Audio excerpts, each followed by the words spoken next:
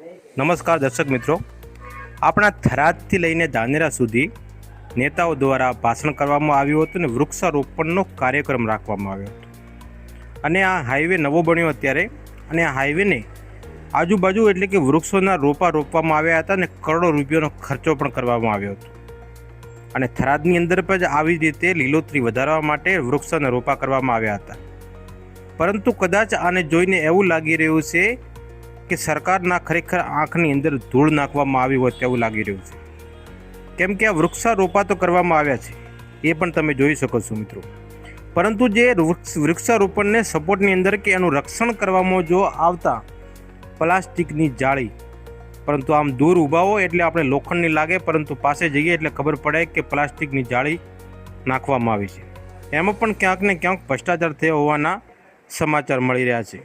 અને લોકોનું પણ કહેવું એવું જ છે કે કદાચ આ જગ્યા ઉપર જે વૃક્ષારોપણ કર્યો છે એના ઉપર કદાચ લોખંડની જાળી હોત તો પછી કોઈક જાનવર કે કોઈ વરસાદ કે વધારે પવન ફૂંકાવાથી આવી રીતે જાળી હજી તો 3 થી 4 મહિના થવા આવ્યા છે, છતાં પણ હજી લગભગ નહિવત એમ જોવા જઈએ તો થરાદથી લઈને ધાનેરા સુધી જે વૃક્ષારોપણ કરવામાં આવ્યા છે એનું લગભગ 25 થી 30% જેટલું જ રોપવામાં પરિવર્તન થયું છે, બાકી એમનું બાળમરણ થયું છે. તમે આ જુઓ, જે ઠેર ઠેર જુઓ ત્યાં પ્લાસ્ટિકની આ વૃક્ષા તો મોટા થઈ ગયા છે, પરંતુ એની જો જાળી છે વાયરાથી એટલે કે પવનથી કરીને આડી પડી ગઈ છે, અને વૃક્ષા મોટા જો થઈ રહ્યા ને એને પણ નુકસાન થયું છે. તમે પણ જોઈ શકો છો મિત્રો કે તમે જ્યારે ધાનેરાથી થરાદ રોડ ઉપર જતા હો ત્યારે લટાર મારતા આવજો, એક વખત તમે જોજો કે શું આવી રીતે એટલે કે લોખંડની જાળીના કલર કરીને આવી રીતે પ્લાસ્ટિકની જાળી પધરાવી દીધી.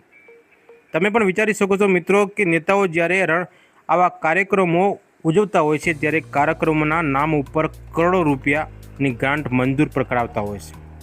પરંતુ આને આ ઝાડકાઓને આ રોપોને જોઈને તમે શું લાગી છે કે આવનારા સમયની અંદર આ રોપા મોટા થશે કે પછી એનું જ બાળમરણ થશે?